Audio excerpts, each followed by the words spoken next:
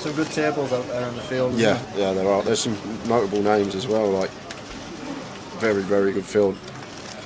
Be a fun one to see who's going to be on after dinner break.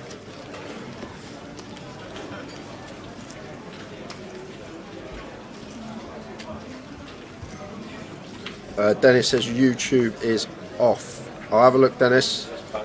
It's just come back now. There's one person watching, and that is myself.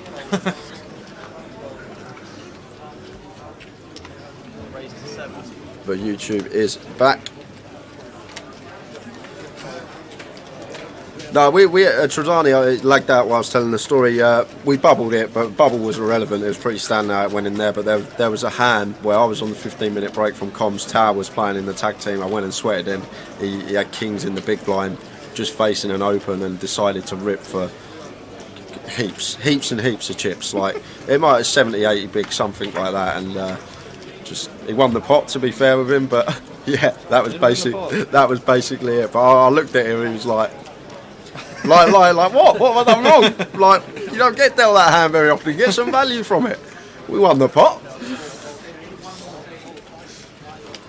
He hasn't been paying attention to the streams, or maybe he's been paying too much attention to certain streams. Yeah, the only time I've played poker with Tower is when we did the pro set and go, and he came on and joined in on that. He wasn't first out either, so he did alright. Sam coming in for the 3-bet King Queen of Clubs. I like to see this, especially against a hijack open. There'll be a lot of players who would just flat this, but Sam is aware that he 3-bets here, he can be the aggressor, and he can put pressure on a lot of players this way. He likes to be in control, especially when he bluffs top pair and all the back doors. And unlike the monotone brick boards where we whiff, like we're going to be favourite to take it down via C-bet, we can get better hands to fold, some ace highs and stuff like that. 100%. But working with 13k here, Sam. Fairly wet board, lots of straight draws out there, flush draw possibilities as well. I was showing David Hayes some stats the other day about why you should C-bet more often and things like that, and we looked at, I brought Poker Tracker up, and we looked at normal hands and then hands where you C-bet, and you make 30 times more money in hands where you C-bet than hands where you don't. So that's why it's so good to 3-bet these types of hands, because you're the aggressor and then you've got the option whether to 3-bet, which is a good place to be. And he takes this down. Nice on Sam, back up to almost start stack.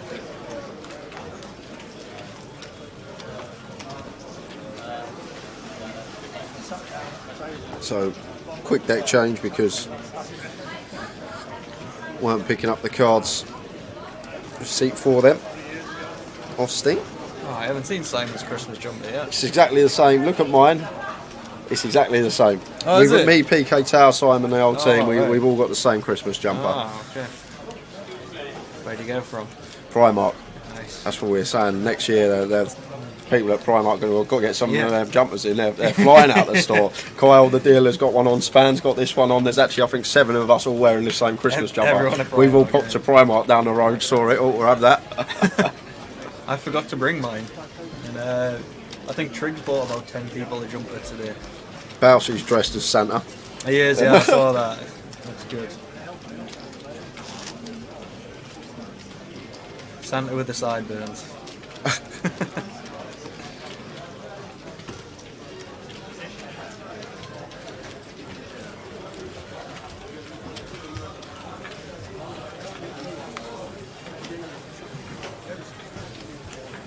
What do you think? Triggs walking around. Yeah, he loves it. Triggs are a nice jumper on, to be fair. Yeah, I like Triggs one. Has he gone back to his seat, or is he? Oh. Yeah. Still in. Still in. Good. With the numbers this year, the team might be able to afford Marks and Spencer's ones. Well, I don't mean to brag, but Trig got ours from Marks and Spencer's. Just saying. Must be nice. Trig won Manchester. You final tables with 25k online and won a mini in Leeds. Like, yeah, exactly. Of course you can afford it. Trig paid for it. I've gave it all back. Have you seen how many bullets I've had at GUKPTs this year? Final table, Edinburgh. Yeah, it did. I had a few too many bullets in Edinburgh. Trigger Nixon loaded. I don't know about that, mate.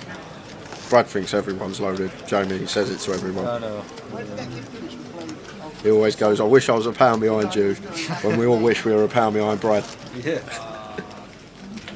Not on Shark Skull.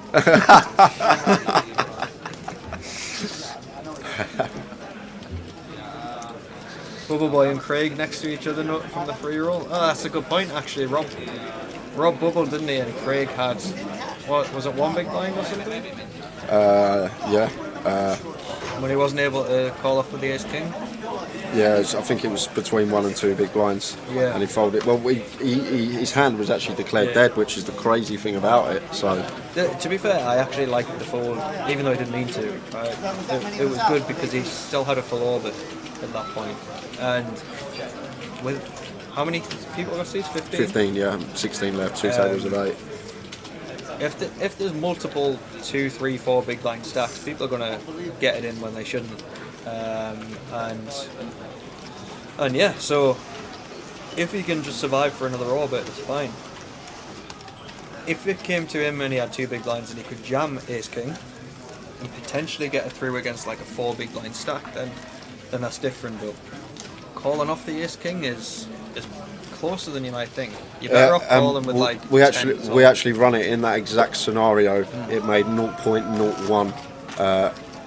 Of the prize pool. Yeah, it was winning by a smidge. 0.01% of the prize pool you made from putting it in with Ace King in Craig's spot. So in that case then, because ICMIs is not, I assume it was ICMIs. Someone ran it in the chat for us. I can't remember who ran it, but someone did run the sim. So in that spot, when you're shoving hands in a satellite, Ace X performs much better as a shove. When you're calling off, I mean, we should call off really tight, but the higher pairs are the better ones to call off with, so you're better off calling with 10s or jacks than you are with Ace King. And the reason for that is, in a lot of cases, people are shoving any 2 cards, and Ace King doesn't perform too well against any 2 cards, whereas something like jacks does, because you can have them crushed. So calling off you're better with the higher pairs, shoving you're better with the Ace X, in case you run into something like 10s and you've got an over, and you're never completely crushed. A bit of satellite strap for everyone. So Teddy with the Ace King, raising it up to 800 blind on blind, just slightly below 3x. And Paul going to call with the Ace Deuce and flops best. It does. Be interesting to see what Teddy does here.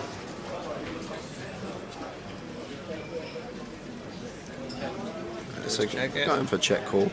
Oh, I like check call here. Yeah. The Ace King. Interesting to see if Paul does. I think I like firing with a deuce here. Maybe might check some of the 7x, but deuce specifically. Just try and get value from like Teddy's overcards that he's going to raise. Not letting those realise equity for free.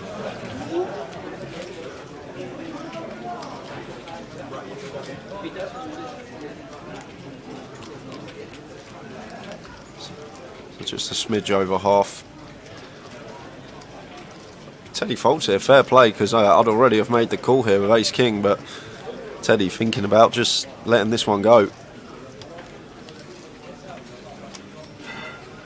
Fair play, very good fold that is. That's a lot better fold than it looks blind on blind after we raise the Ace King. More often than not, always going to be check calling unless there's some sort of significant opponent read I have. But fair play to Teddy, just letting that go, saved himself. Been very impressive so far. Very impressive. Aaron says, are you still coaching Jamie? Get Tara in the lab for a few sessions before Warsaw and vlog it. I am coaching, but I'm not a miracle worker, so no. The thing is, he gets to sit here, he gets to listen to me go into some hands sometimes, and sometimes he takes it in, sometimes he doesn't. Evening, Nathan. How are you doing, mate?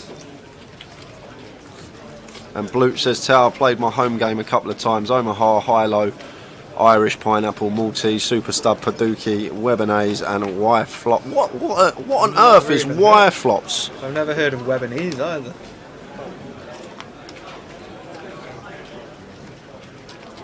I love Super Stud. Super Stud, great game. Great game. I haven't played it. Y flops? 50 players and dealers in the grand final after the hand in progress. You're on a 60-minute break. That's 60-minute break, all players and dealers. Once your hand has finished, please leave the room as quickly as you can. That's all players. Once you have finished your last hand, please vacate the room. And so you are all back at the end of the break. Thank you. So Dennis says, what do you reckon the guy going all in every hand, the satellite, is that a good strategy? I didn't see that. If you've got a seat locked up, you don't really need to. So let's say there's 15 seats and you're one of 16. You don't need to be going all in every hand. There's just not really a lot of point. However, let's say there's a satellite and you're the chip leader and it's you're one of 4, where you can apply immense ICM pressure to the other players. Say they all have similar stacks. Then in that scenario you can start jamming every single hand, and the reason for that is they're so locked, ICM caged, that they can't call off. Even with aces in some spots they can't call off. So what you can then do is you can shove a lot of hands and get yourself to the point where you're completely locked and you can't be called. If you're one of 16 and there's players on the table who are maybe have 3/4 of your stack, then you don't want to be jamming every single hand, because you could put yourself in a position where you could be dragged down to the bottom of that leaderboard. So yeah, in some scenarios you can jam pretty much any 2, other scenarios not so much, and it's just being aware of the players that's on the table. The thing is, it's better. He's talking Michael Kossoff. It's better in his situation to let the short stacks collide, and he could have been at the bar drinking. He had like 280k at one point. And was it Kossoff? Was it? Yeah, and like everyone else closest stack to him was like 90k, and then you had people with 20k, 15k, stuff like that. And he's like, it's so much better for let the short stacks just go and you're just prolonging your night. Personally, that was my view on it. It's just prolonging the night for himself. Yeah, I mean, if it's 90k and you're still going to be locked, even if you lose to the biggest stack, the other biggest stack on the table, like, you can do it, but there's just not a lot of need to do it. Like, there's not a reason for it. Here he is, Ali Malou. Here he is. How you doing? Ali. Where's the big lad? How you doing, He's mate? on break. He'll be back. He's gone for a little walk. He's gone for a walk. He'll be back. He'll be back in a bit. A true legend coming to the booth. Ali Malou. Ali Malou. He was smiling as well. Great to see him back. Great to see him back. It's not GUKPT without Ali Malou, It's is not. it? Back out.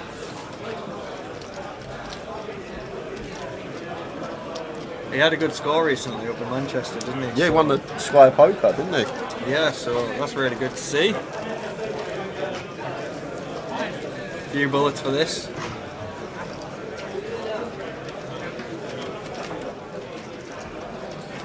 Okay, dealers, once your area is clear, have a quick 10 pass, please. Chef Brad, get Ali Malou in the comms. Get him dancing again. How do you read this? Y flop is 3 on flop, 2 turns and 3 rivers. And it's a high-low game. Sounds like an interesting game. Okay, so it'll look like a Y. Yeah, I get that now. It makes sense. But how many cards you dealt, Blue, in that, out of interest? Is it Hold'em? Is it PLO?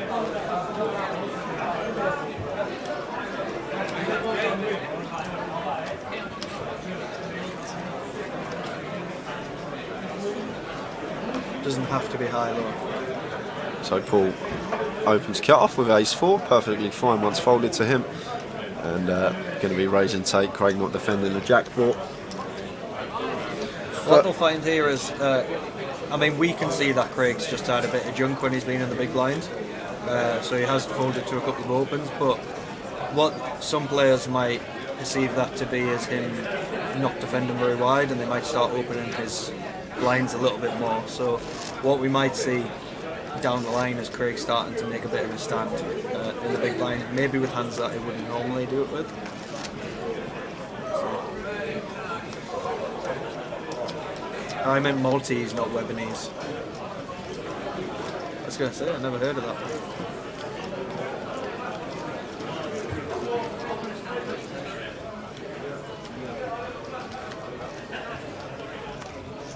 Do we know much of Colin?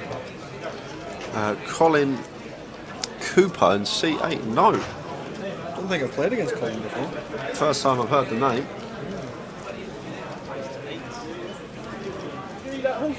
Teddy coming for a raise.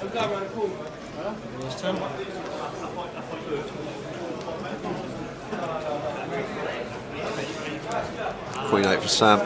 Expect Sam to defend this. I saw yesterday when he was on the feature day, he was defending very, very wide. Jay just happy to go post heads up situations. Yeah, I mean, it's not arrogance when a player rates themselves really highly in a field. He just knows where his strengths are, and his strengths are in playing these kind of bots. He knows that he can outplay players. I mean, Queen 8 heads up probably defend anyway, but if he was up against, let's say he was up against Jack Salter, Yep. who's in the field yesterday and won the high roller, he might defend a little bit tighter as opposed to what he would against some other players that aren't as elite, let's say. Yeah, nice turn here for Teddy. I love the size. He goes 40% continue on the king high board as well. Maybe he might be clued up about strategy now there in the poker world, but everything seems good so far from Teddy, and turning top pair here. Yeah.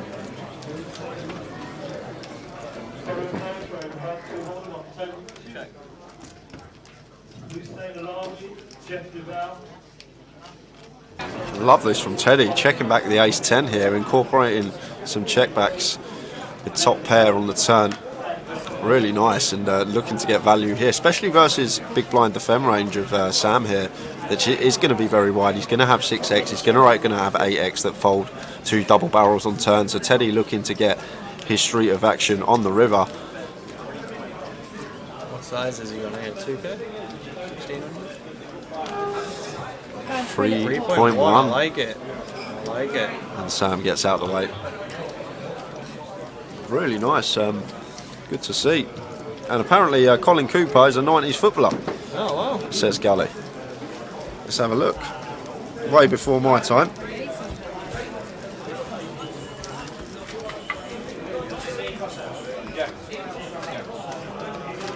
Is it the same guy? Hard to tell. Yeah, hard to tell.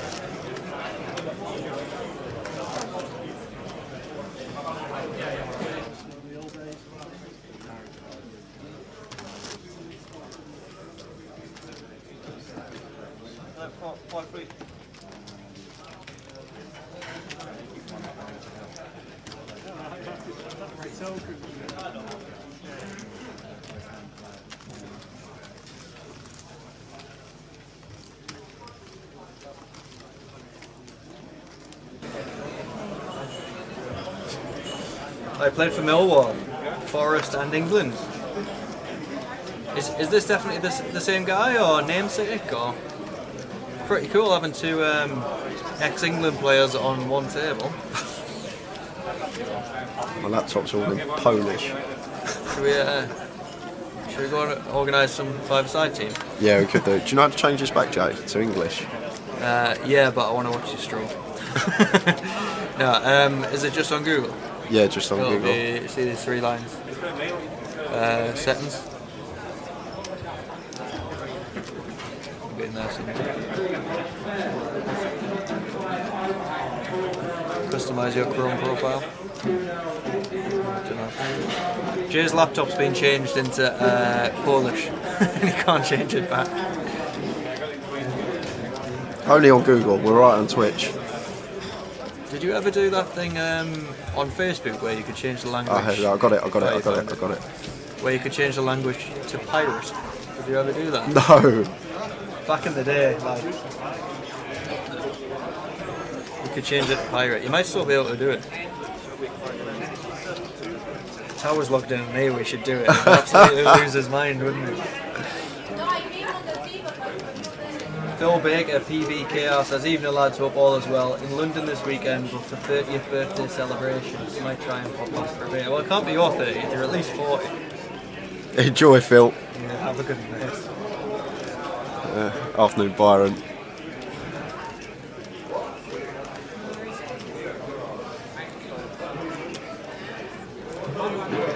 Have we got any other good footballers in here? There's got to be a couple, right? You'd expect it. Put together a GUKPT team. Problem is, at the weekends, it's hard for a footballer to come and play, ain't it? It's like never can play a 3-day event.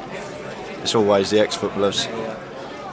So Put together a Masters team. Yeah. So Sam, free betting the Queen 7 off versus cut off open from Craig. Wow.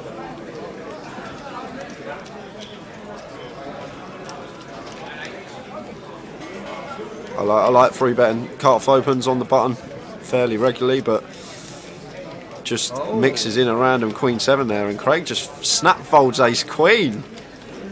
Maybe not wanting to tangle with Sam out of position.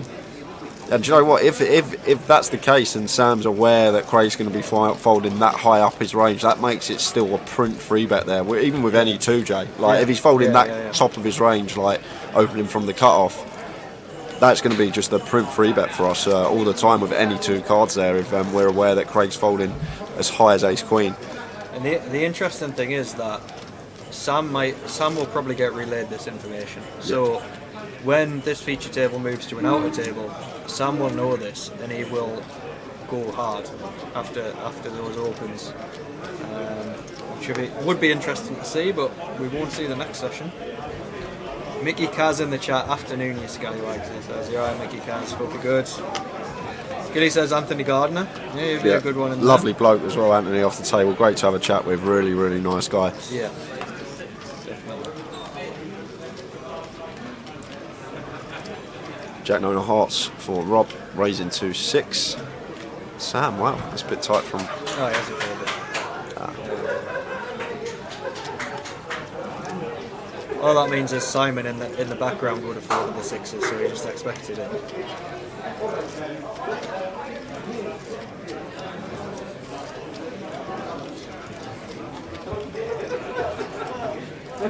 You come and help us out, you do a bit of comms, you just get needled left, right and centre. It's horrible, isn't it? Well, what Phil doesn't know is I've actually got 26k. Yeah. So, on my second bullet as well, so I spent £4,000 to get a 6k profit. So, who's the real winner? Teddy flops best on the Ace Queen 7 rainbow board. Rob was the initial opener. I might choose to continue this one. We are 4-way. May go either way here, but it's Ace Queen 7 rainbow. I think with a flush draw in there, might see him check more frequently, but checking's fine here 4-way as well. Got to worry about hands that Colin can have on the button. Very difficult to get a C-bet through when you do go 4 or 5 weight. Plenty out there. It's not actually Colin on the button, it's Sam with 6s, isn't it? And Sam weighing up his options with the pocket 6s.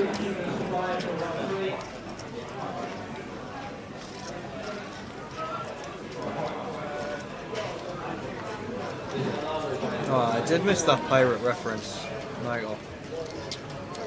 R.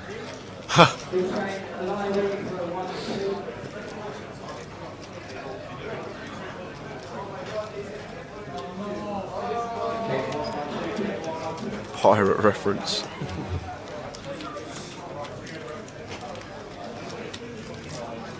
Could be an interesting hand if a half peels off on the turn or a 10. Oh no. Boring. But we're still interested to see whether he's going to barrel again here, Sam, with the pocket 6s. It's Sam in the hand with 6s, not Colin, guys, just a slight action tracker error. Like, if Sam makes the assumption here, Jamie, that like he's going to hear from Ace X, maybe he might go for it, but just happy to get to showdown. Teddy with the best of it. 5 or a 6 on the river. 5 of clubs, I think, looks like. Maybe. Yeah, 5.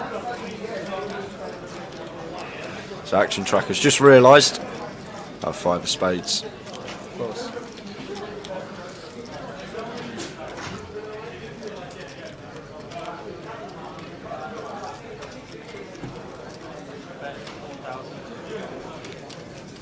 Rob come out betting. Yeah, it's the Jack 9 of hearts. It's going to get the job done as well.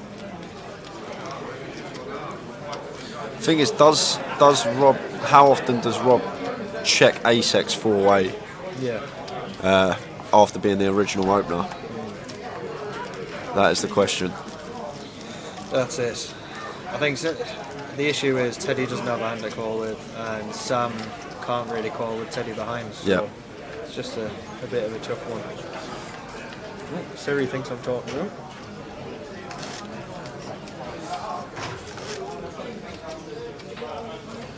We've got about 15 minutes left, guys, and then we're going to head out on an hour dinner break. We'll be back at 5 to 6. Jamie will be leaving us. Tao will be back joining myself.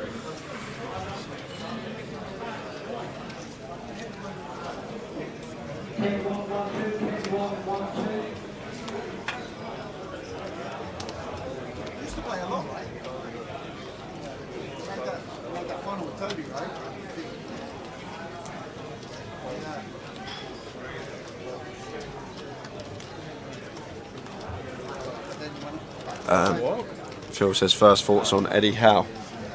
Oh, yeah, happy with him. He speaks really well. Seems to have got the best out of the players who were awful under Steve Bruce. Joe Linton, I don't know if you've seen our last 2 games, but he looks like a world beater. Absolutely unbelievable. Whereas under Steve Bruce, he was a laughing stock. Too early, I guess, down the lines, but not great the other night. Actually, we played really well. I know we drew 1-1 at home to Norwich, but Kieran Clark got sent off after 8 minutes, and we were still the better side. We played with 10 men. We were organised. We were compact. And it took an unbelievable finish from Teemu Pukki to get them level. So yeah, Chef Brad, I know you're looking for a bike, but it's not going to happen, mate. Someone once told me never taking an opinion of a Southend supporter about football anyway. Well, yeah, no, not a chance. Yeah. Not a chance.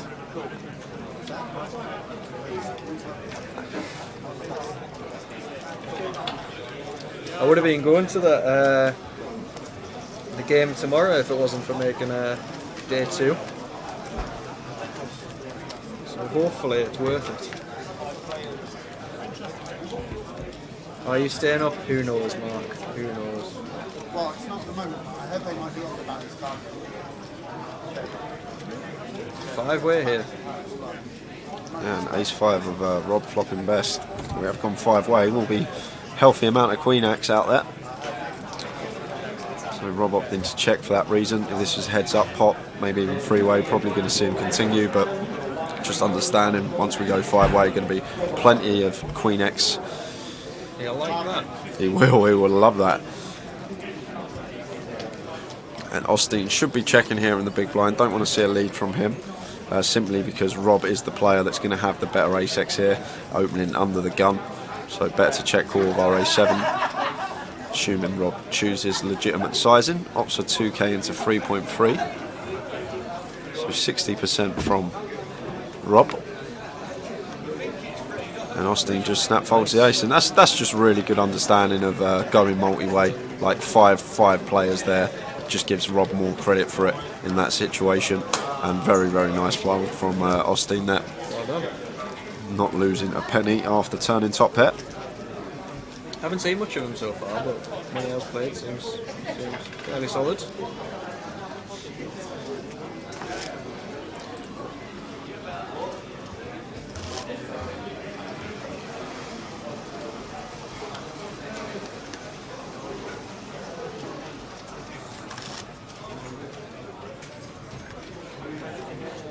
How long after this session did we say? We go 56, we go on break, 11 minutes. Oh, okay. 11 minutes. And back at 5 to 6, 5:55. Nice one for Colin to open here potentially. But looks like let it go. 8-handed. Effective low jack for Colin there. Could have potentially opened the 7-6 of spades, but fine to fold as well if you're not comfortable going post with these low suited connectors.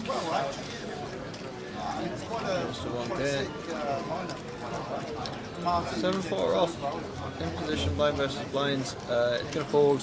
He's only got like a 3.5x, wasn't it? wouldn't even have a phone. He's like winner's pick is in out of the car park. Brad says Southend in big trouble.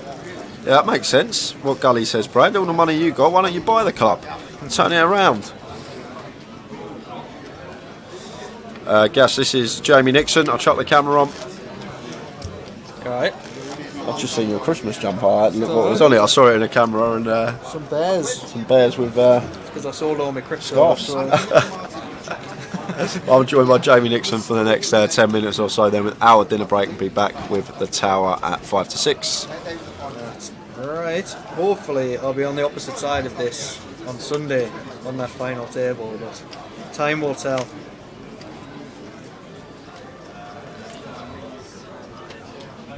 Ah, cheers, Gas.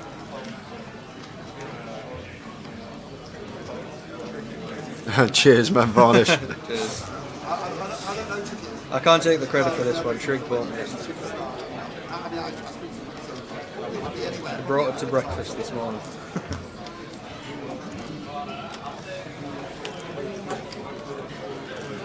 Pocket fives here for Craig. Roll defend. We see think it's Oyston free bet. opening. Ooh, free bet, very small as well. Sub 3x works though. But this is what we said before. Information might be getting back to these players about Craig's folds previously, and now we see Oyston opening Queen 3 off on the book. So that might have been an impact, but Craig knows when to turn this through. He does. He does.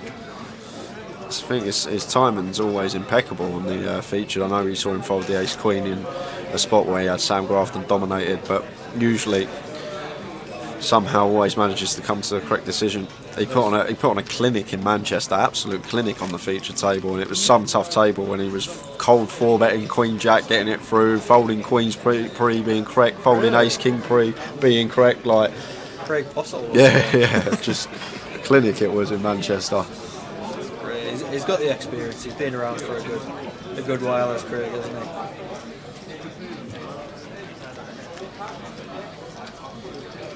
What's the free roll password? It hasn't been announced yet. No, it's not. And cheers for tuning in, Phil. Says, gonna head off, lads. Have a good weekend. Off to Gauchos in a bit. Jamie, if you make day 3, I'll be there for the rail, mate. Good luck, boss. Cheers. Enjoy Gauchos. Very good there. Hope you have a good night.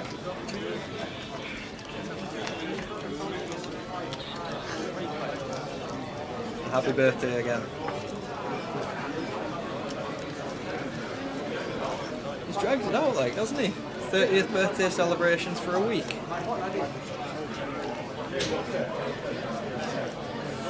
Cheers, chef. Appreciate that. He's only jealous because you know how to make a day 2, Jamie. That's all it is. I do know how. Santa, you made day 2 in the 1K, didn't you, Brad, after the turbo? I know you busted the original flights, but I think you played the turbo and bagged up. It's easy to make a day 2, you just buy into it. Yeah.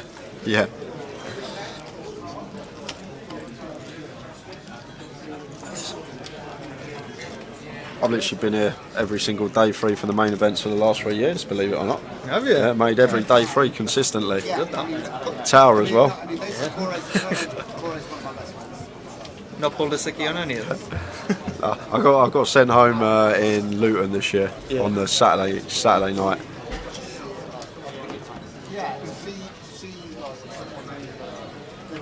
I came 58.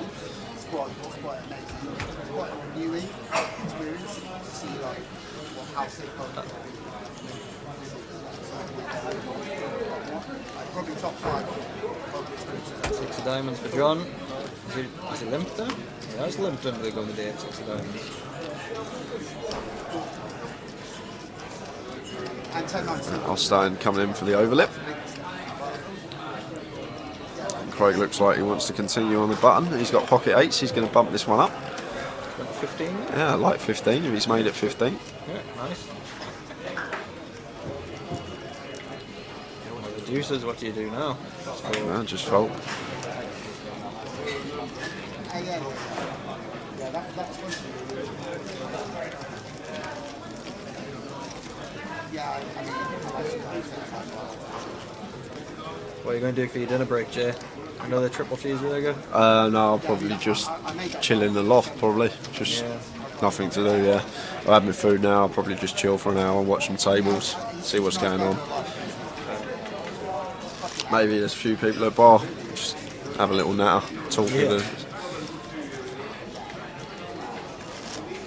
Yeah, I've had a decent run this year in Gully. It's been alright. I haven't had a trophy yet, like the man sat next to me, but You were deep in the one when I did get that trophy, actually. yeah, Leeds, 2 tables, yeah, 2 tables. I think I'm not actually sure, but I think I've cashed in every one other than London, which was the first leg, which was. Oh, Mel, I didn't know you were in hospital. I hope all is good. I assume because you're here watching us that you're all okay now, but Yeah. hope all is well.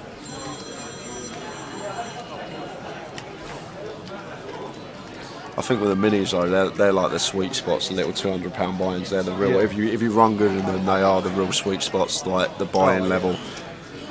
Like you really can accumulate chips quickly in those court tournaments when your card distribution's good. Had the extra bonus of having a 50 quid last longer with Trig as well. And he bust after about 15 minutes. It was great. So I'm going to come in for a bet here. I feel like he might. He is. Just gets out of the way. Didn't John final table a big Party Poker Millions event? A long time, I'm sure. Yeah, I actually vaguely remember watching John on the big screen. What event was that? Let's find out. But we've got 2 minutes for a break. I'm sure it was Millions Nottingham or something. I think you're right. I think it was the same one Katie was on the final table. Oh no, I don't think it was that. I think Not it was that later one. than that.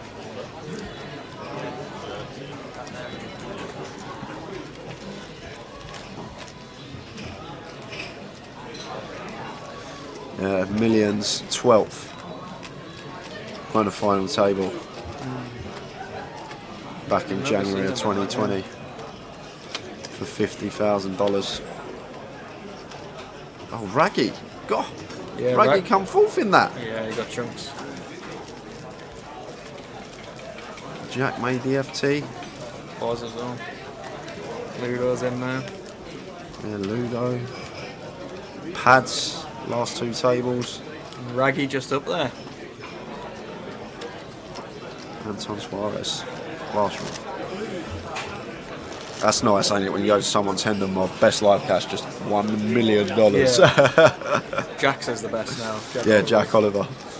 Oh, actually, I bet he was the actually second most trending player on Hendon mob He was, the day after the that. So insane. Just best live cash, $3 million. Imagine.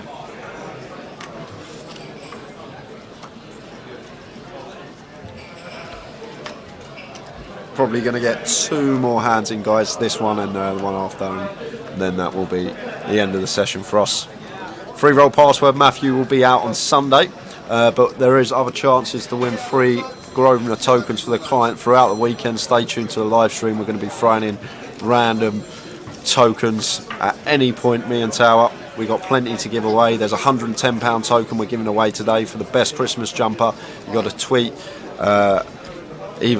tweet us both, the Tower and myself, on Twitter with a picture of yourself watching the live stream in your Christmas attire. At the end of the day, Tower and I are going to pick the best one, and they're going to receive a £110 token.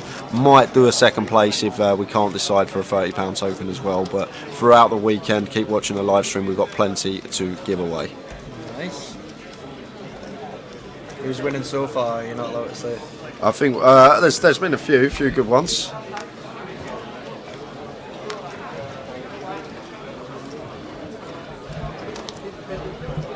Chef Brad put on a whole film for us. I saw his video, yeah.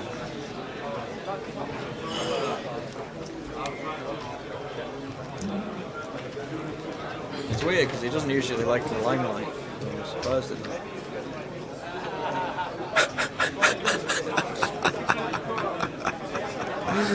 that. He loves it. Decent flop for Craig here.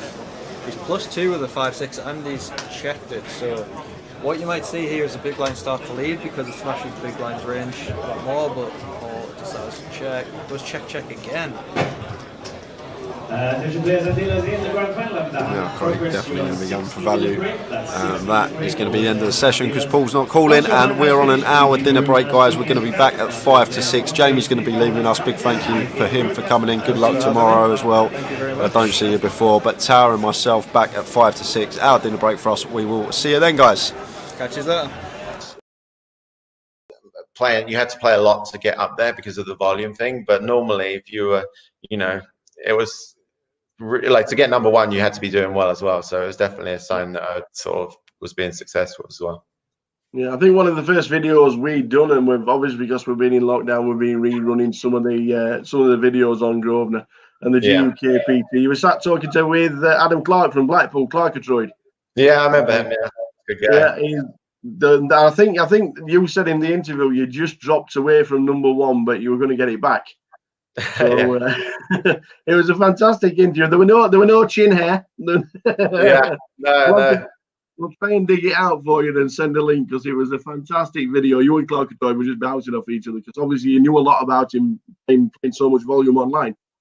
Yeah, I think that was the first time I met him as well. So I sort of played him online. So that's always exciting when you got to meet people in real life after you played a lot against them online and stuff. And you know, it was weird. Like even though you sort of didn't know each other that well, like you kind of if you felt like you knew each other for years, kind of thing. Like I met a few of even at my wedding, like a couple of guys who are like in my groomsmen party. I met them through, you know, I met them 10 plus years ago through poker, and we've stayed close friends ever since. Yeah. Now we can't not have an interview with Chris Moorman and talking about the father in the GUKPT circuit. Yeah, he'll be like, "Why are you in Manchester?" This is one of the greatest little stories of a GUKPT title. I do believe it was a birthday present. Is that correct? Yeah, belated birthday present because I was at the time I was living in Australia, and my dad's birthday is on Valentine's Day, and so I didn't get back till I guess I got back from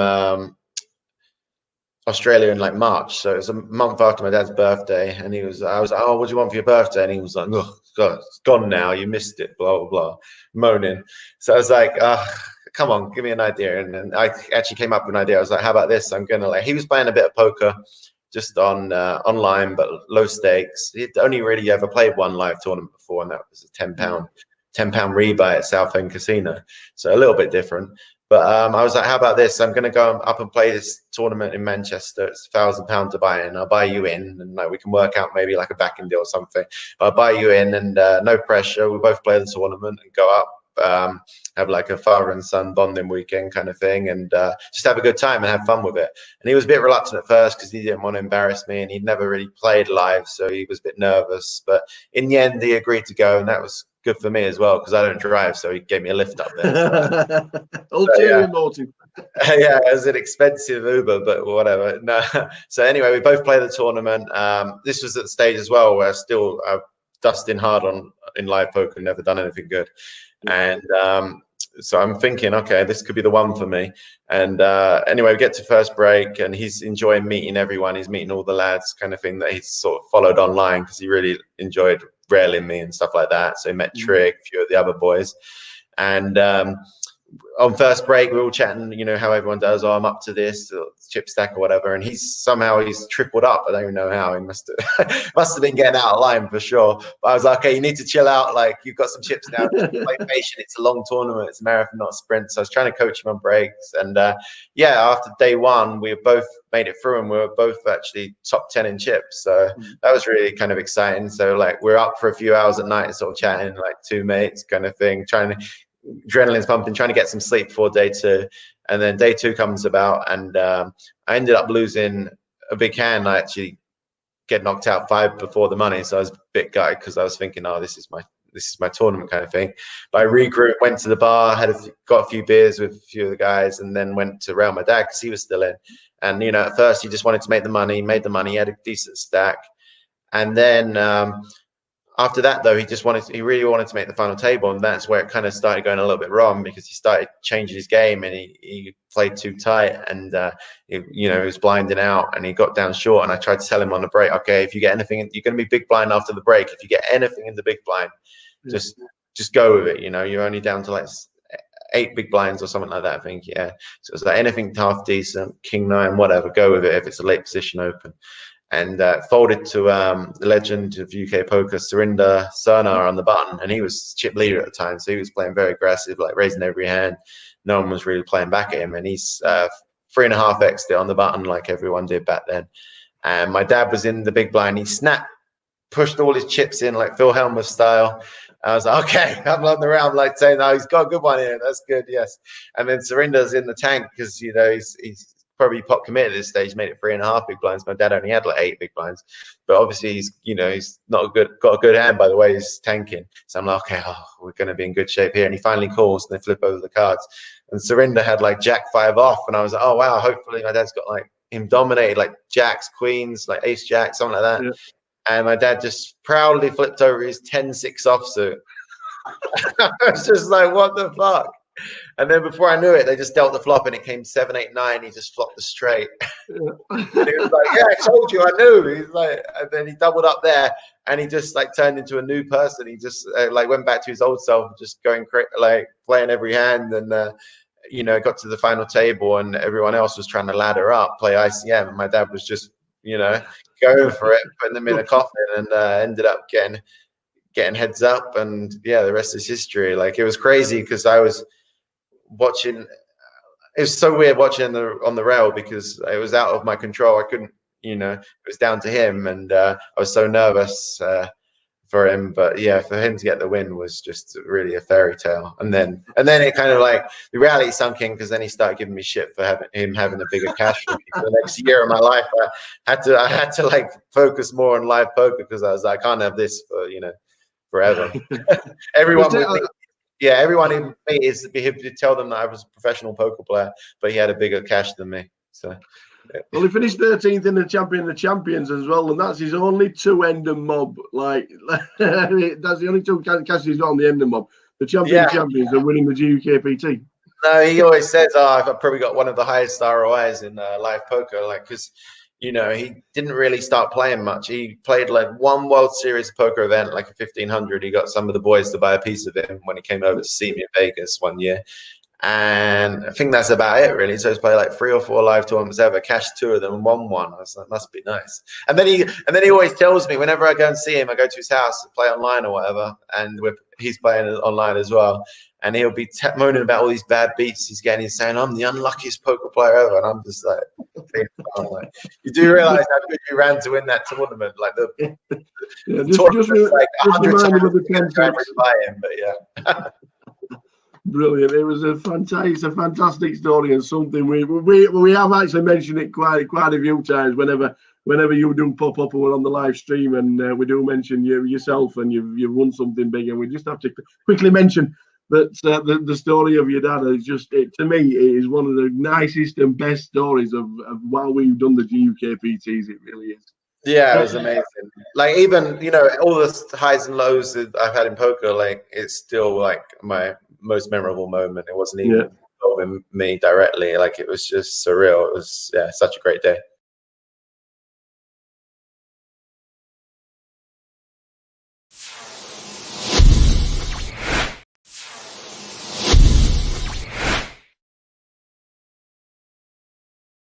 You touched on Australia. The Aussie Millions in 2011, 721 entries, final table, 7th for 173k. Were you a bit disappointed, or pretty pleased that you finished 7th out of such a massive field?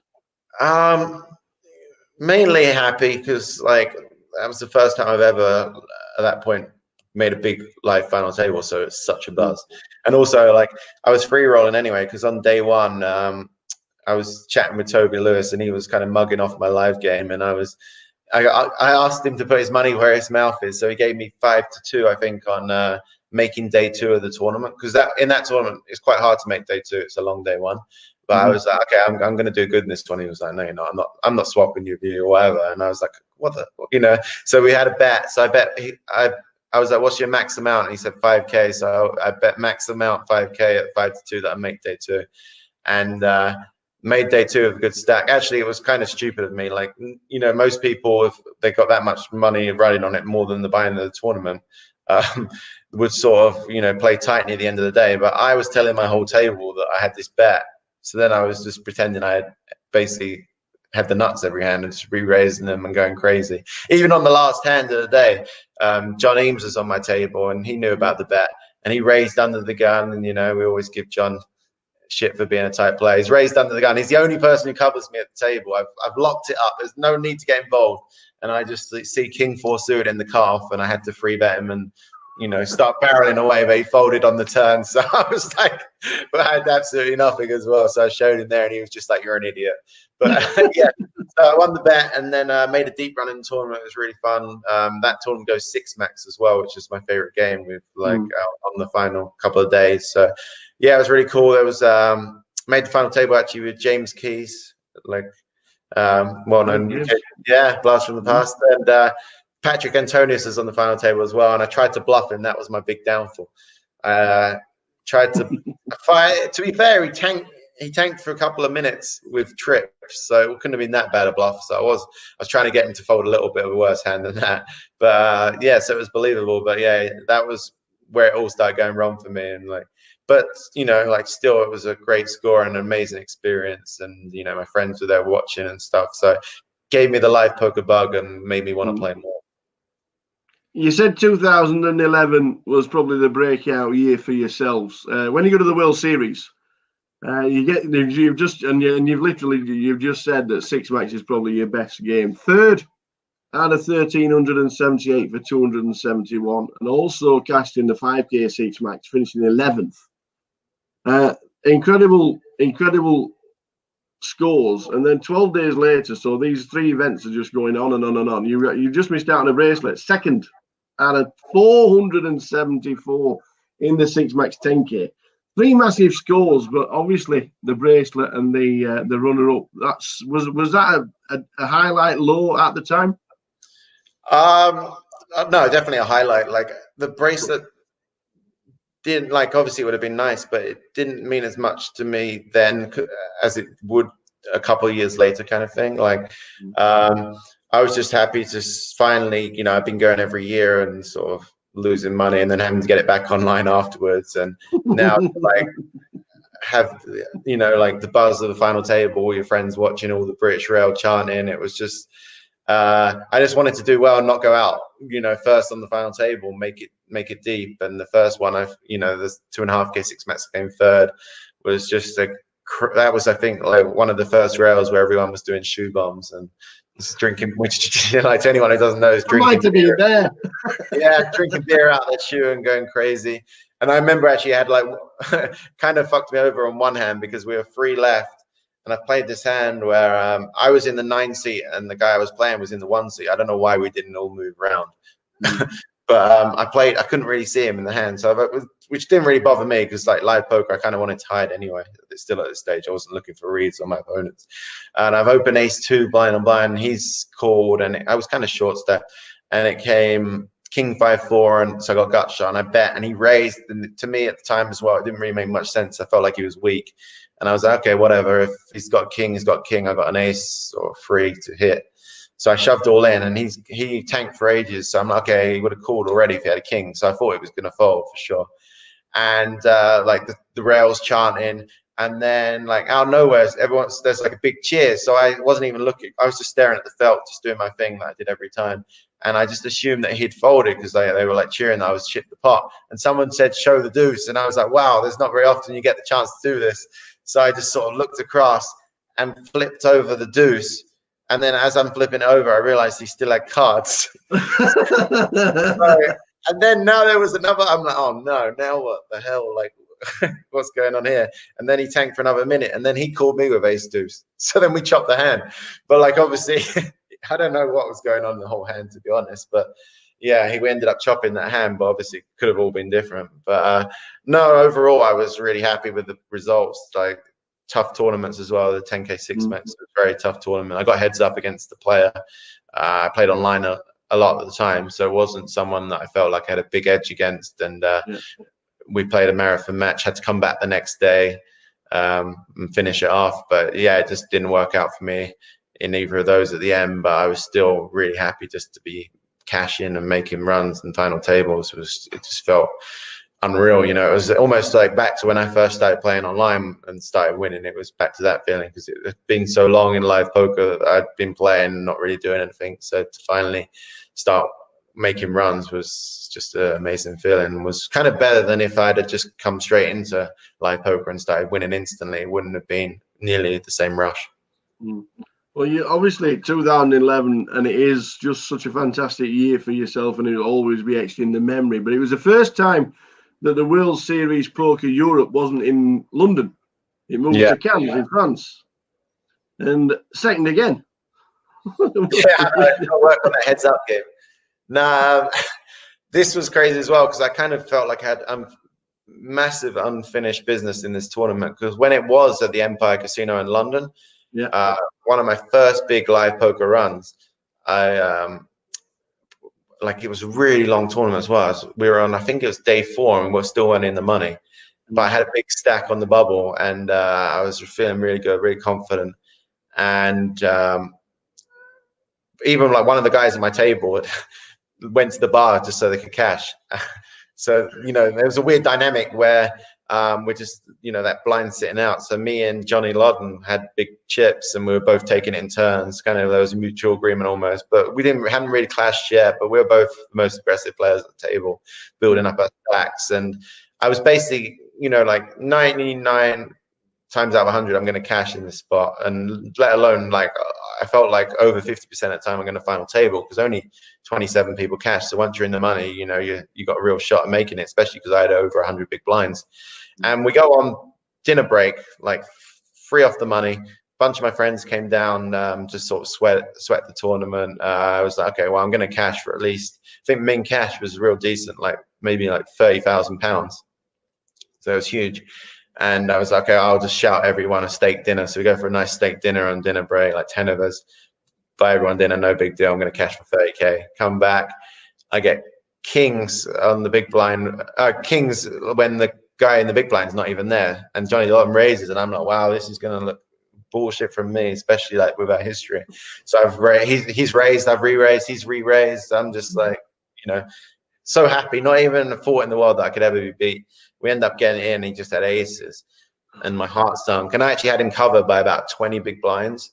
So I still had, you know, still hopefully I can cash, and, you know, maybe I can run it back up. But like, obviously I'm a bit demoralized and a bit shook up. And I played this hand where this guy 3x'd it under the gun, this Scandinavian guy, but everyone 3x back then. And I pocket nines, and he'd been in enough hands, and I decided, I'm not going to fold the cash. I'm going to go for it here, and I'll just go all in. But in my head, I was like, okay, I'm just going to re-raise half my stack because it will look stronger than going all in. I don't know. Weird theory back then. And I've misclicked. So I've re-raised him. And he's like, how much more? And like, you know, he's made 10K, and they're like 6K more. So it's like, oh my God. Just kind of trying to keep a straight face. And he like tanks for a bit, and then he calls. I'm like, okay, just come a low flop. Just comes ace, king, queen. I'm like, oh, fuck's sake. But like, obviously, you know, I got to still try and win it a bit. So I fired out a bet, and he tanked for ages, and someone called the clock on him. I'm like, okay, he's going to fold. And I'm trying to like project that I've got trip aces here to him, you know, like stay away. And then anyway, after like max time bank, he shoves all in. So then I have to fold that, and I'm down to 10 big blinds, find a pair, shove, get called by ace king, lose the flip, and I'm out one off the money. And, you know, trying to avoid the cameras or trying to do an interview, make out the back exit out of the Empire, managed to avoid that. But yeah, I was kind of gutted, you know, I almost wanted to burst into tears. It was like one of the lowest moments in poker. At that time, I think that was 2007, I think is the one. John Joanda one. So like, yeah, you know, this was, or maybe it's 2008, but I'd never had a live cash over 10K. And that one in 2007. Okay, yeah, so it's 2008. So literally, like you said, my first cash was 2008, and so now this would have been like my third cash. I could have won the tournament for over, you know, like 1.5 million or whatever it was for first. I don't know, but yeah, I ended up playing for 4 days and got nothing. And then there was EPT London the next week. I was so over it, I wasn't even going to play though. So I didn't plan on playing that. And I've actually woke up on the day, and I woke up at 9 a.m., which I never did because, you know, I was always playing online all through the night. I woke up randomly at 9 a.m., took it as a sign to go and play that tournament because I was like, I'm never normally up at this time. So I went and got on the waiting list, played the tournament, bubbled that one as well. And that was when I actually, me and All in Stevie and Paul Fulton, we all went to, I told them, all right, I don't want to play online poker for a while, no poker. So we went to Ayia Napa and had like a 3-week holiday there. Didn't even take my laptop. And that's like basically the longest break I ever took from poker. But yeah, I was on life tilt after those 2 tournaments. So especially the first one, just, it was the worst. So I always thought like I had unfinished business in the Europe main event. Like the actual WSOP main event just seems so unattainable because you have to beat thousands of players. Whereas this one, you know, the field size is a lot smaller, like 500 normally, but you know, it's a much tougher tournament. But I felt like this one was more winnable and a great structure, and I just was like, every year I was pumped for the tournament. So yeah, it was, to make a run at it was really cool.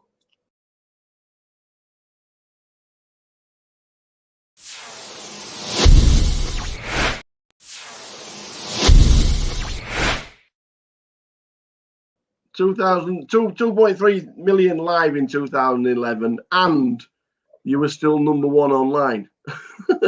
Yeah, how do we even juggle these two to stay ahead of the game while you were number 1 online? Because that was just a fantastic year for yourself.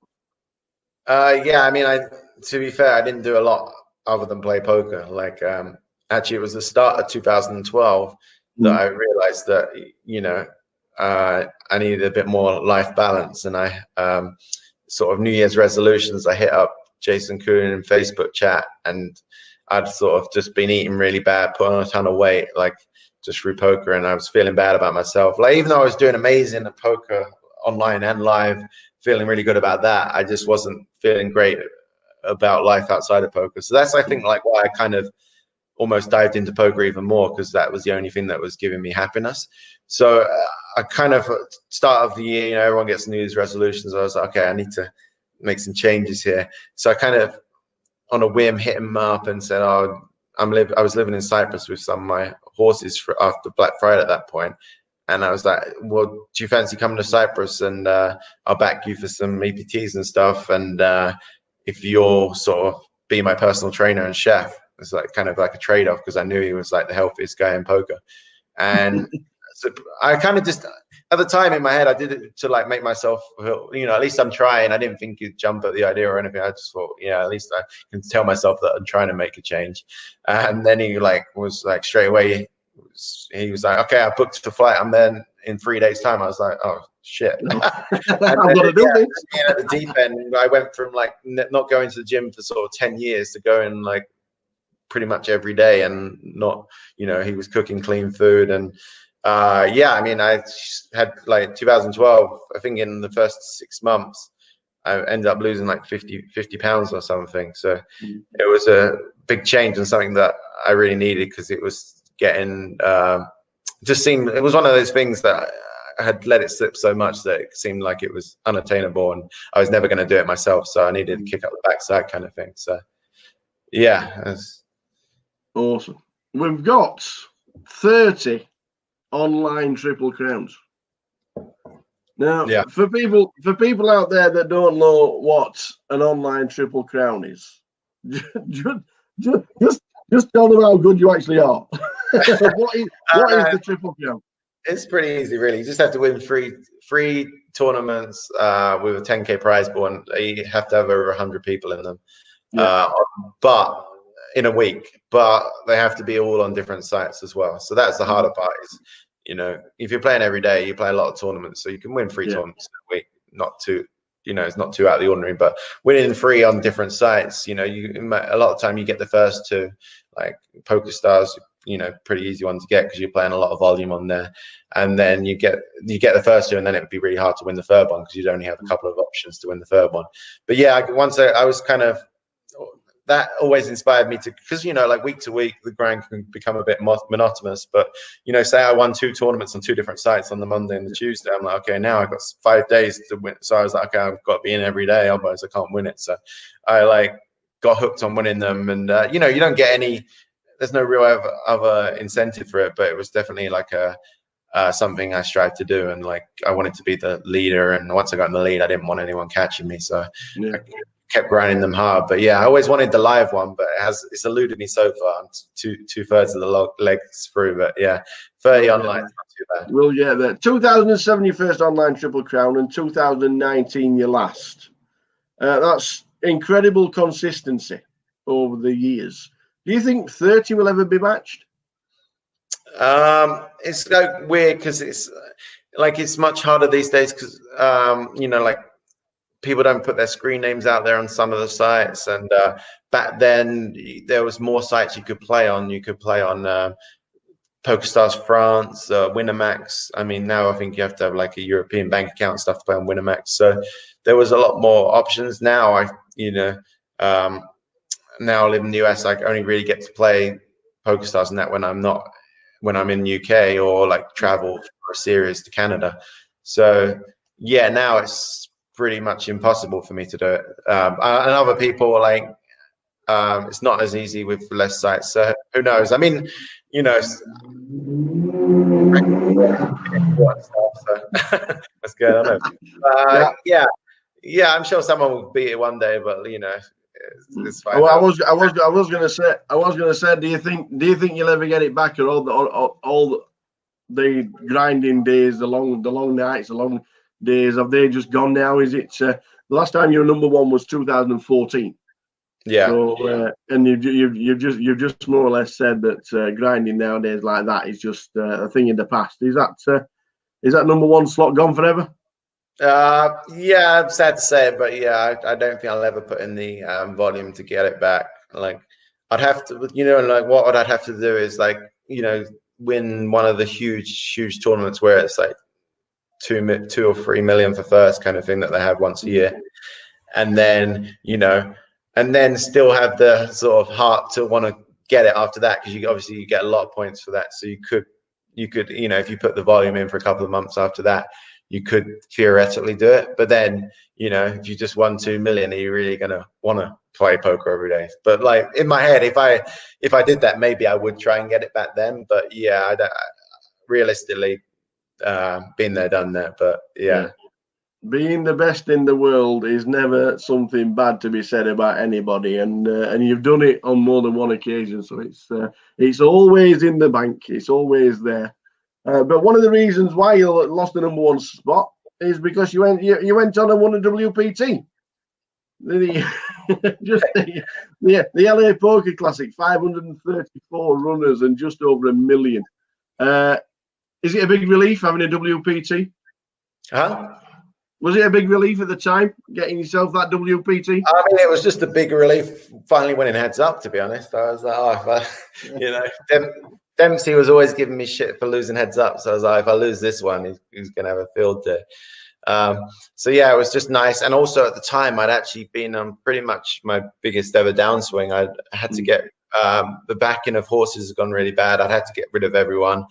I'd actually sort of, even though I'd won all those tournaments before, I'd not been smart with the money, and I had to pretty much start all over again. I was down playing low stakes, $10 rebuys, like the lot online. I still enjoyed doing that anyway, but now I actually needed to like build my bankroll back. So I hadn't really been playing any live poker for sort of a year. I'd just been taking a break and playing online, trying to build back to bread and butter, build sort of my roll back. And I've been in quite a negative place as well. I've been that guy who's sort of been seeing other people winning and moaning about it and saying, "Oh, I'm better than them." Why that? Just like the guy you don't want to be, really. And I just started working with well, not through choice. Like my wife basically had enough of me being like negative, so she sort of put me in contact with this mind coach guy, Stephen Simpson. And he'd worked with a couple of people that I knew, like Liv Barry and a few other people. So I gave him a shot. He actually flew to Vancouver. I was playing online in Vancouver at that time.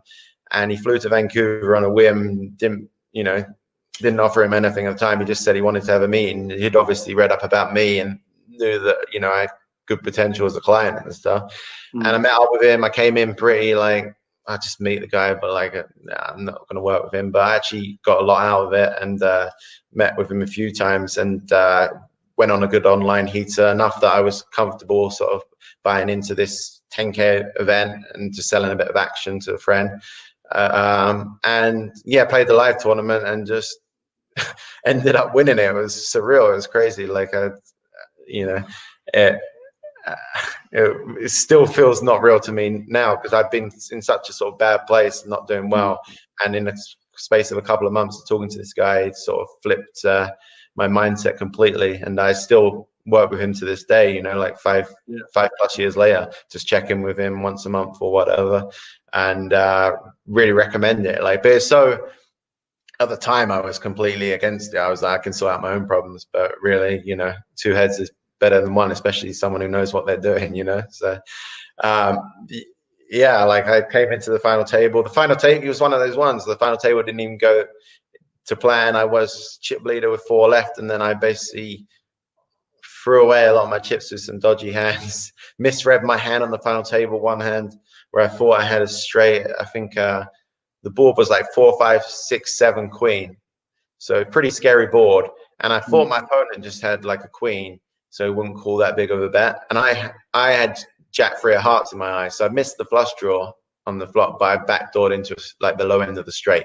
So I was in my head, I was like, okay, I don't think the guy's going to call more than like 50% pot here. So I bet 50% of pot on the river, and he's tanked for a couple of minutes and called. And I'm like, okay, good, got max value. And I go flip over my hand to show the winning hand, and I actually had Jack 2 of hearts. So I didn't have the straight at all. And so like, obviously, and in my head, you know, if I had known I didn't have the straight, I would have, against this guy, I would have bet a bit bigger, because I didn't think he would call a bigger bet.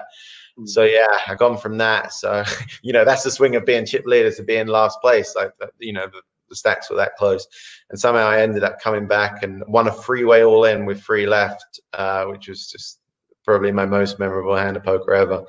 To like get heads up, and then after doing that, I was like, I have to win heads up after, you know, being 1 card away from being eliminated, and now it's this time I have to win, and I did. So it was amazing sort of feeling. And then 2017, we get the bracelet. We get the bracelet, the 3K6 match. Finally, yeah. Just short of 1,000 entries, and it's really weird, because the video's been online in the last few days. Can you remember that rail? What's it like having a British rail, man? Yeah, it was really fun. Yeah, especially because like the last few years, like, you know, the World Series hadn't been that many final tables for the British people, and so yeah, it was nice to sort of. I was telling everyone, I just want to get a final table so we can have some positive sort of morale and have a British rail, and, you know, ladder up a few spots. And yeah, and the final table was like one of those dreams that, you know, normally you wake up from and it's like, you know, you realize it was a dream, but like I just ran so hot on the final table. Against the other big stat, the other best player at the table, I had top set in a 3-bet pot against him, and he had top 2 pair, you know, for all the chips. So that basically allowed me to sort of bully the rest of the table. I get heads up with this Brazilian player, good online player, and then he makes a comeback, stalemate. We're playing heads up for like 3.5 hours or something crazy, you know. And I was just like, oh my god, am I ever gonna, you know, win one of these things? And yeah, to finally get over the line was, yeah, it was really, really cool, and just have all your friends there cheering for you. It didn't finish till like 4 in the morning. It was late finish, but we still went out afterwards. Yeah. When you stood on the back rail and everybody's behind you, and you're all looking up at the screen and you're waiting for the final card to come, and then they just mobbed you. Just fabulous. Yeah, I think I got in trouble for breaking the TV or something. Someone pushed me into it.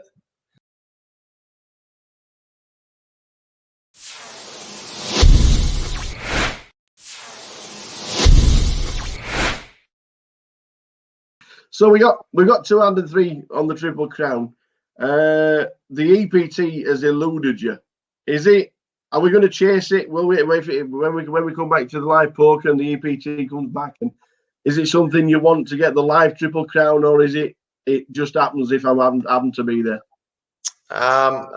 Probably just happens if it happens, because like the thing is, I only really play. There's not even many like.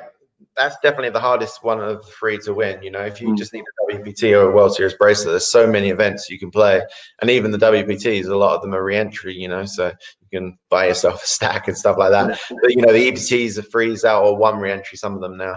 But there's only 4 or 5 of them a year, I think, and most of them I don't go to. Like the only ones I really ever go to, I always go to Barcelona.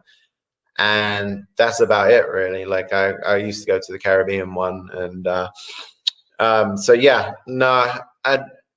Realistically, it's going to be tough. But obviously, the funny thing was, I actually had 29 Triple Crowns, and I wanted the 30th one to be the live one, and that would have been nice. That year, I was doing good. I was like chip leader on day one in EPT Barcelona. Obviously, so far to go, but I was in the money. And I was actually feeling, oh my God, this could be it. Like, even though there's still 100 and something players left at this point, I was like, you never know. This would be really cool just to finish it off in that. But unfortunately, it didn't work out. But yeah, I had a few deep chances in EPTs. I think I final tabled EPT London. My mum came up to watch, and she gave me the needle because she came. Well, it's not even that far a journey. She lives in Essex, so it's like an hour on the train to come up to Rail.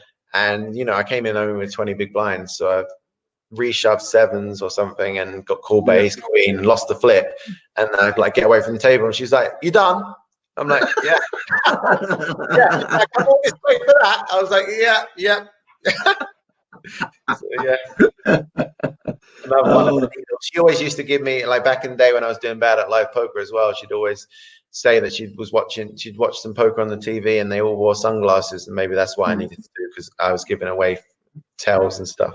So I think actually one year I got to the stage where I was like, oh, fuck it, I'm going to do it. So it was like a 25k Bellagio big tournament, and I was on day 2 and I didn't know anyone on my table, so I was like, okay, I'm going to do it. So I went to day 2 and I put on the sunglasses indoors, felt like an idiot, made the most standard raise ever, like ace-5 suited or something, and everyone tanked a little bit before they folded. It was one of those weird ones where everyone maybe had like half a decision or was just still asleep because it was first hand of the day. And it wasn't even a big hand. I won the hand, and I just felt so nervous. My heart was beating. I was just like, I was just like, I feel like an idiot wearing sunglasses indoors. So that was the one hand I ever played wearing sunglasses. So I got 100% record on it, but yeah, I just can't do it.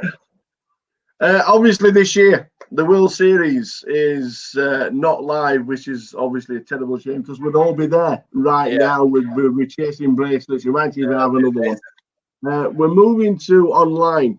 Are you going to be focusing on the online World Series? And obviously, there's 85 events. There's 85 bracelets. They are real bracelets. Easier or harder for yourself, do you think? You'll have a chance of winning another bracelet? Probably better for me, because like online is like, I've been doing it for half my life almost now, so I feel really confident, especially the first half of the events are in the WSOP Nevada, sort of it's shared between Nevada and New Jersey, and I've played on there for the last couple of years, so I know a lot of the players. I've got notes on them. I've had good results on there, so I feel really confident in those ones. So yeah, I'll hopefully can make some runs in those ones, and then my plan for the second half is to sort of actually go to Mexico in August and play the second half on the GG ones. I think the schedule just came out today, actually. So yeah, I'll plan on playing those and going to Mexico, and I have to get. Been in America too long this year anyway, so I'll get out of the country. So yeah, I'm excited for it, because like that's what I know what to do. It's how I grew up playing the game, so hopefully can make some runs and get another bracelet. And I'd always wanted the online one. They every year now they've had sort of 4 or 5, maybe 10, as many as 10 events online, and I'd always wanted to win an online one, just because that's what I'm sort of known for, and it feels appropriate kind of thing. So this is, I guess, the best chance I'll ever have. So I gonna put my heart and soul into it. So I've kind of been chilling a bit this week, playing some golf and stuff like that, just to relax. But yeah, the next couple of months I'll be playing pretty much every day. Some quick fire questions as we head towards the end of the hour with the tower. Do you prefer live or online poker? Online on the whole, but live when you get deep is unreal. But like day one of live tournaments is the nut low for me. I hate it so much. Like only bad things can really happen. Like you make it through, you kind of expect it to, and if you bust, it's like, you know, you're out the tournament, you got no chance, or you got to rebuy, and now the tournament starts getting expensive. So yeah, online day to day, but once you get deep, the final table is just so much, it's like 100 times better live. Not including the World Series main events, what tournament would you like to win? Probably the Aussie Millions main event, just because, like, you know, I came 7th and they treat you so well there. Like, and I'm jealous a bit of Toby winning all the time there, so I'd have to knock him off.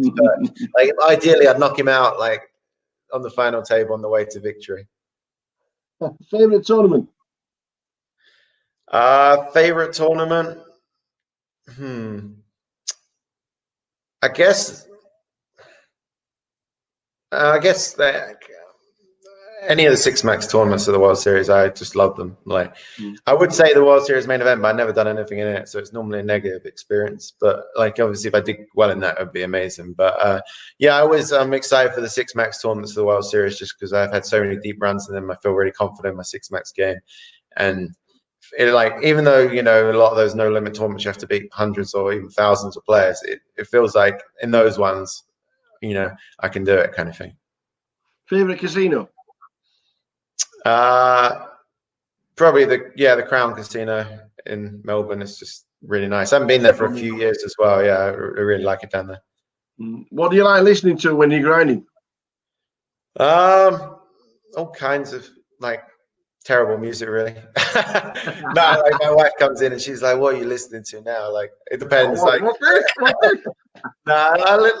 I'll just have like a grind playlist that has all kinds of different stuff on it. But then, like, sometimes if I'm on real tilt, I'll have to put on some. I hate to say it, but I'll have to put on some Disney tunes or something. Why is the 6-4 of clubs your favourite hand? I'm not sure it is anymore, to be honest. I think back then it was just like, I think I won a couple of big hands of it, and I think I hit a straight flush against someone who had the nut flush in a live tournament, so that was a pretty cool feeling. And yeah, I just had to, you know, those were the days where you just 6-4 clubs, you'd play it from under the gun, you'd just be in there. But now you're playing a bit more sort of sensible poker. You know, sometimes I have to fold it when I'm on the short stack, so I guess it's not my favorite hand anymore. The best player you've ever played against? That's tough, really tough question. I tell you, one of the people I was most impressed with when I played with them, like, was JC Tran. I played with him in this 40. They had a special anniversary 40K buy-in at the World Series, and I'd satellited in a live satellite. I hate satellites. Well, somehow I won my seat, so I was really pumped for that. Played with him on day one, I think, and it was really deep stack poker, which, you know, sometimes I don't play that as much of because I late register a lot and stuff. So I was sort of sitting there learning, playing quite tight, watching the table, and he was in there every hand, and he was taking unconventional lines and just winning every pot without showdowns. So yeah, he really impressed me that day. If you could play and beat anyone heads up for your second bracelet, who would it be? Oh, so many candidates. It'd have to be like one of my friends for sure, just so I could have like bragging rights forever. Toby. Well, Toby would be good because he's never won a bracelet. It's like the only thing he's never won. So I almost feel too mean though beating heads up for a bracelet. I'd draw the line there. Maybe like someone who won one before, but like I think maybe beating Dempsey would be good. Just because when I lived with him for a while, I'd always win the flips against him. We'd always flip for dinner, and I was like 30-0 against him on flips. Just to beat him heads up as well would just be the icing on the cake. Do you still play as much online as you used to, or is it just Sundays? What does the future hold, Chris? Yeah, still playing quite a bit. Like there's a few American sites to play on. Play like maybe three or 4 days a week. Not like the full day grinds that I used to, or, you know, I couldn't do them now anyway, like back through the night, and obviously you can't play on all the sites here. But yeah, like, I don't know, like I'll keep playing poker until I don't enjoy it anymore, you know, and then I'll try and find something else that hopefully I can have even 50% of the passion for. So yeah, for now, poker, but you know, you never know. But for the foreseeable future, I think I'll still be playing a decent amount of poker. And finally, would you do anything differently? I mean, I should do so many things differently, but you know, I'm a big believer in sort of, you know, as long as you don't do anything too bad, like not, you know, I wouldn't change the past. Like, you make mistakes and you learn from them, and you know, I had so many backing, like it cost me a lot of money in the end, but like I had so many great experiences from it. I was there on the rail of so many of like my players, amazing experiences, traveled the world, stayed at people's houses for free because of it, met so many amazing people from different places and different walks of life. So yeah, no, I wouldn't change anything really. It's all worked out pretty good in the end. So even though thousands of mistakes along the way, but yeah, pretty happy overall. Well, 11 years late, 11 years since the first time we spoke. Well, I got a microphone in my hand. We've done it again. You've done absolutely incredible in the last 15 years, and every credit to you with the books, with everything you do poker-wise. Fingers crossed we get the live Triple Crown. That would just be absolutely amazing. And fingers crossed we see you on the GUKPT circuit once again. If you have to come over to the UK, that would be an amazing time, because we get to speak to you yet again. Other than that, we'd have to come to Vegas. Yeah, I mean, I have to, like, my GUKPT record is really bad, so I do need to, like, at some point, probably the most likely ones, you know, so occasionally I play the London one, so that's probably my most likely one. But yeah, I definitely like want to one day, even final table or GUKPT I've never done. So yeah, but mix it with the UK guys for sure. Chris Moorman, thanks for spending an hour with the Tower. You're an absolute superstar. Cheers, buddy. Thanks very much. No worries. Good to chat to you, Phil. It's been too long. Take care. Cheers, buddy.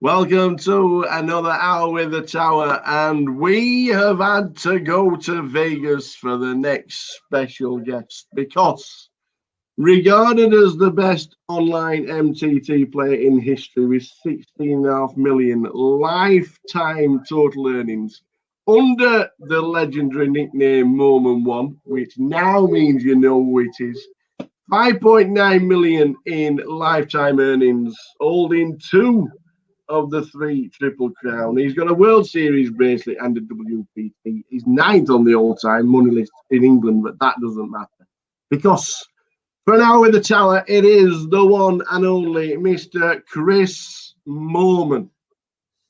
Thanks for having me on the podcast, Phil. Oh man, how you doing? How's Vegas? Yeah, good. Like it's getting hot here actually. Oh well, obviously it's summer, but actually it's not as hot as it normally is for the you know the World Series every summer. It's been quite chill. It's actually you can go outside and not sweat your balls off, so it's been nice. How's lockdown been? Yeah, not too bad actually. Like I was quite fortunate because just before it all went down, I was away. I was in England in the whole of January. I was playing a couple of live tournaments. I had an 8-at-8 tournament in Madrid.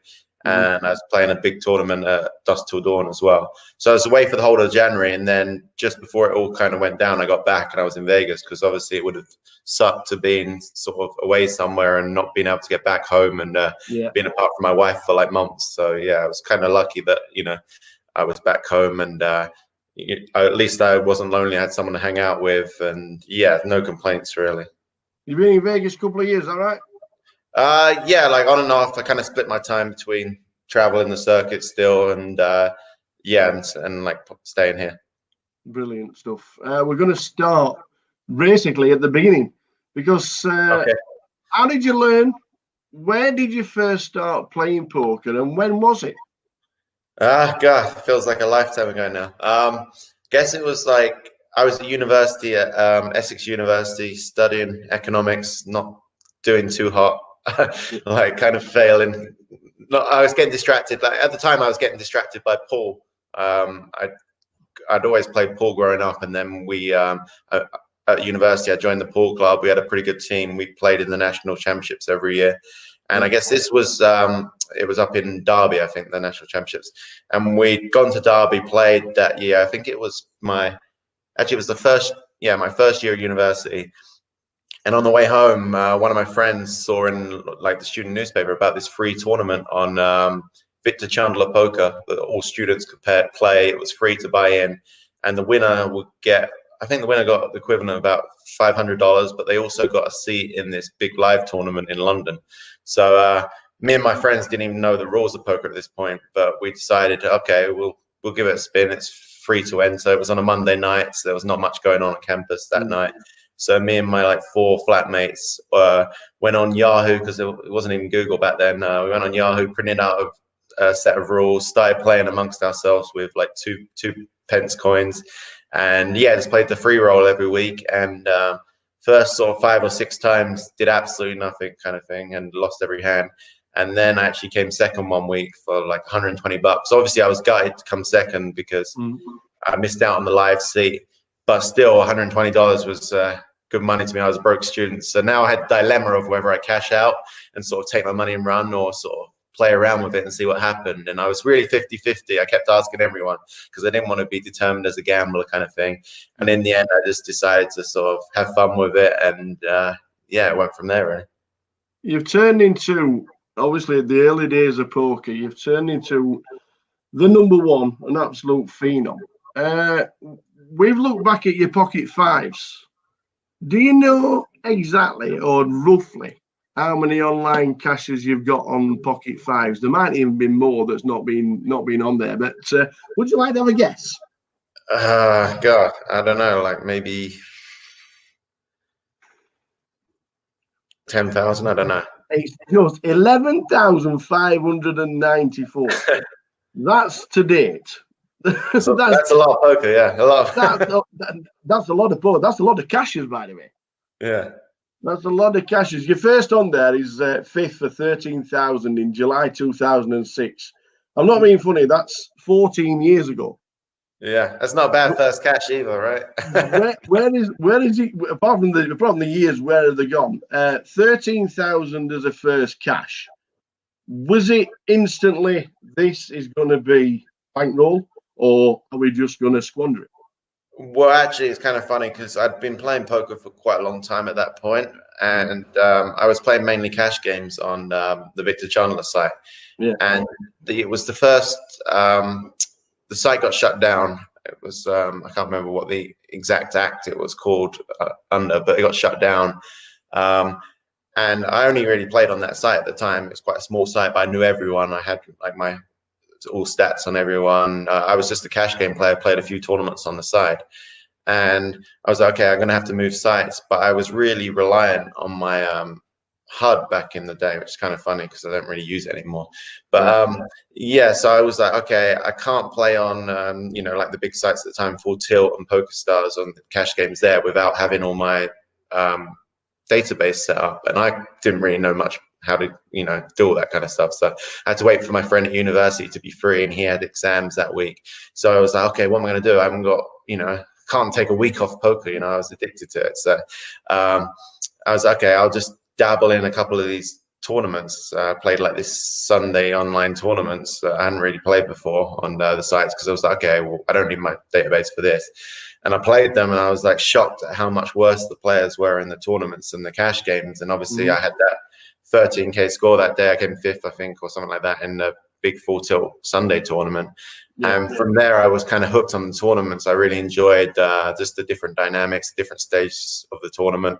And before that, I'd just been playing cash game, kind of building my bankroll. I'd done pretty well, but the games were starting to get a bit stale, because, you know, with cash games, you always feel like you have to keep moving up and up when you're doing well.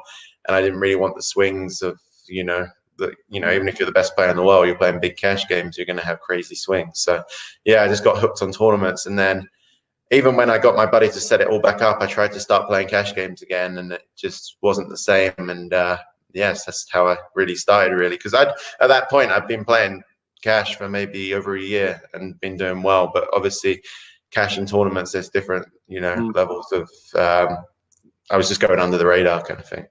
Did you multi-table? Was it mad? Did you have screens absolutely everywhere? Oh yeah, I was one of the biggest multi-tablers. I was just like, you know, my my philosophy was like, if you're not in it, you can't win it. But like also I didn't really have a timeout and stuff. I was very 99% of the decisions were like real quick for me. I was always been amazing at maths, like one of my strongest point. And so like I just would put different tournaments on, you know, I had like 2 screens and I'd put them at different parts of the screen, which ones were important to me, which ones were getting deep. And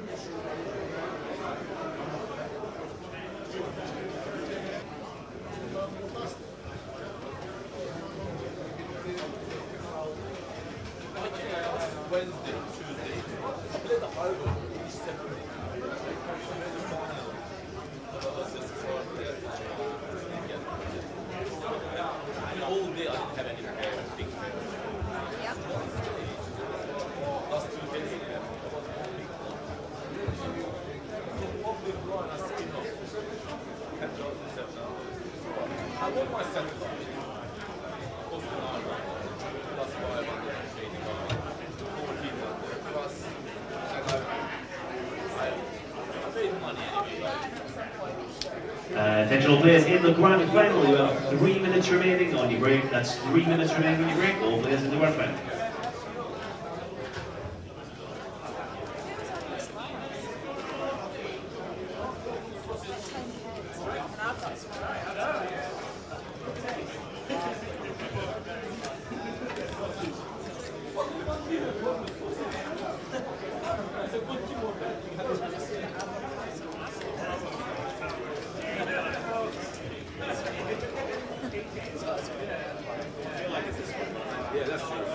Whatever seat you were in before, it's the seat you were in now.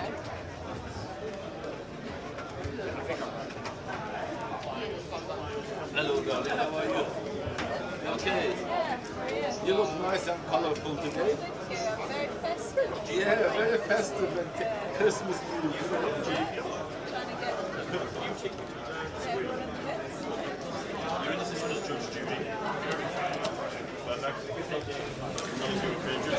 Guess who? The gruesome twosome are back. Thanks to Jamie for a couple of hours of his time, and he's nice. already got him for tomorrow. Do you think if it was one of those where you could surrender your stack, do you think he'd fire again? Or is it a bit too expensive? I think 26k is more than enough time. There's no need with that amount. It's understandable if you've got like 6k coming back, 4 big blinds, but Yeah. him and Ugly.